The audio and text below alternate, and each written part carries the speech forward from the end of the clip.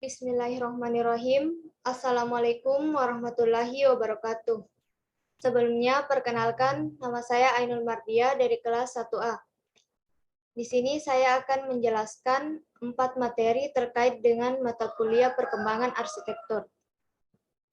Jadi yang pertama, perkembangan arsitektur di India kuno dan di Asia Tenggara. Yang pertama, arsitektur India kuno.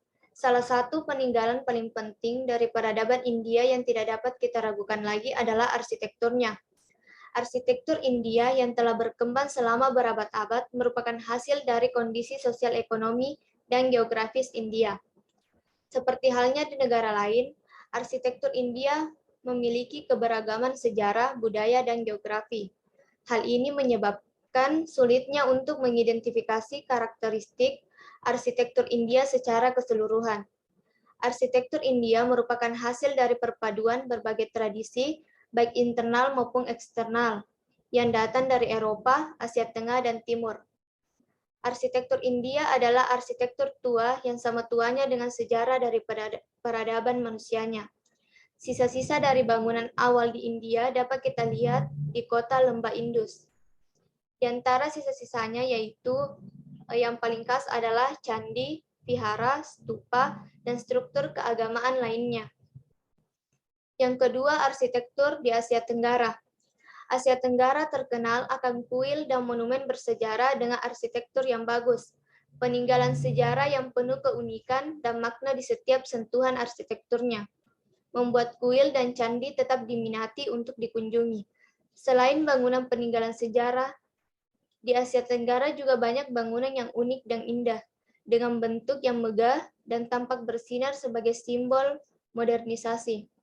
Eksistensi candi memicu Indonesia sebagai negara di Asia Tenggara yang memiliki karya agung. Contoh dari arsitektur Asia Tenggara, yang pertama itu Candi Borobudur di Indonesia. Situs kuno peninggalan sejarah kebanggaan Indonesia. Candi terbesar di dunia, dibangun menggunakan 2 juta blok batu dalam bentuk stupa simetris besar tanpa perekat. Terdapat 6 teras di bagian atasnya, berbentuk persegi dan 4 tangga mengarah pada gapura.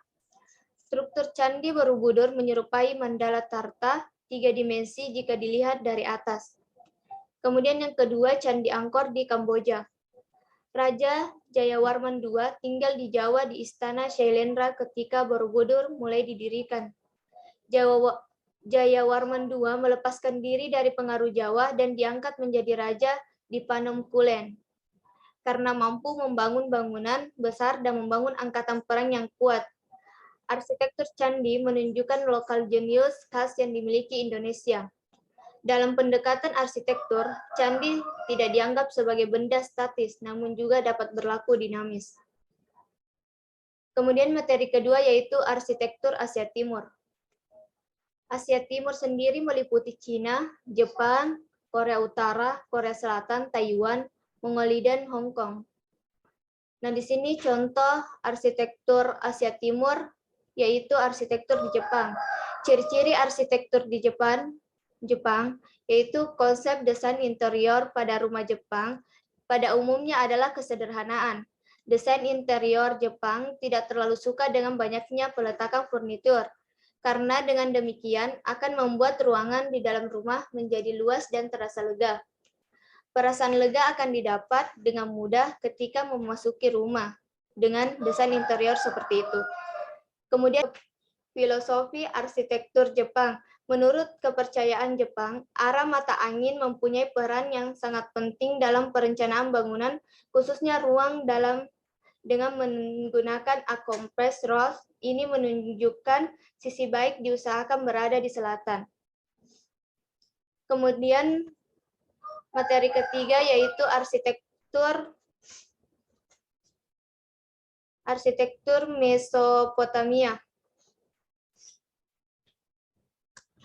Mesopotamia berasal dari 2 kata yaitu mesos yang berarti tengah dan potamus yang berarti sungai. Lembah sungai Eufrat dan Tigris yang subur menjadi tempat kelahiran kota perdagangan. Sungai Eufrat dan Tigris merupakan sungai yang bersumber dari pegunungan Armenia, Turki, dan keduanya berada di Mesopotamia.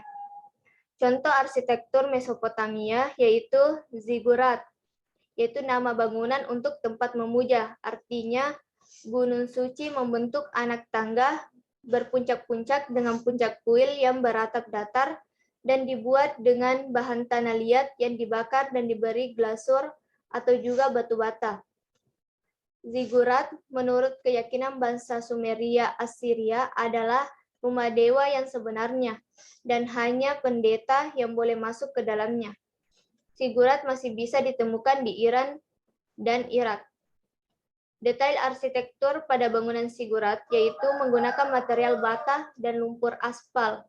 Kemudian elemen strukturnya itu menggunakan kolom, pintu, dom, dan tangga.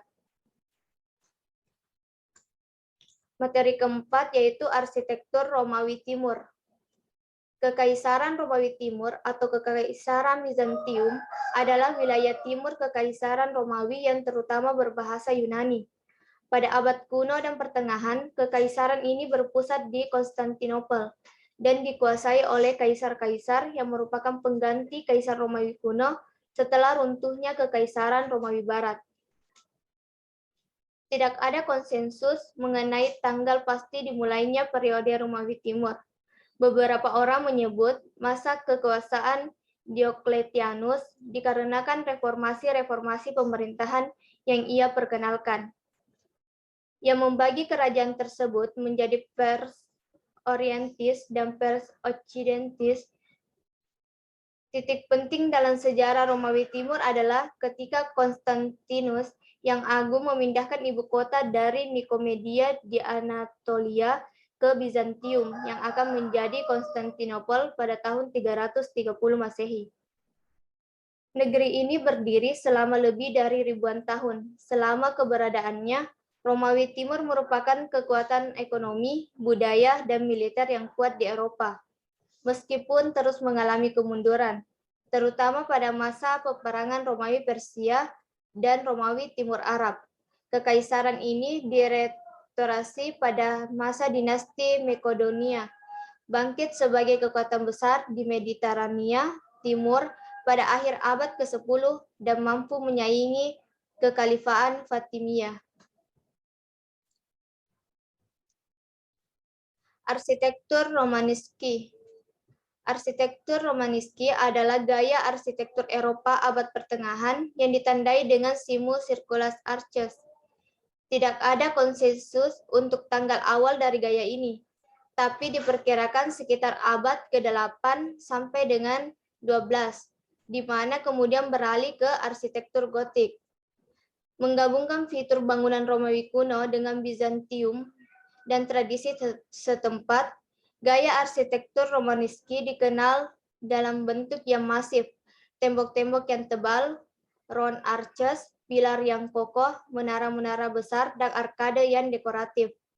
Bangunan Romaneski memiliki bentuk yang tegas, teratur, dan nada simetris. Contoh bangunan Romaneski dapat ditemukan di seluruh penjuru Eropa, walaupun setiap daerah mungkin memiliki karakter dan material yang berbeda. Kemudian arsitektur Renaissance. Arsitektur Renaissance merupakan arsitektur Eropa antara awal abad ke-15 dan awal abad ke-17. Munculnya gaya arsitektur ini menunjukkan kebangkitan kembali budaya klasik yang dimulai dari Florence, Italia, hingga menyebar ke seluruh benua Eropa.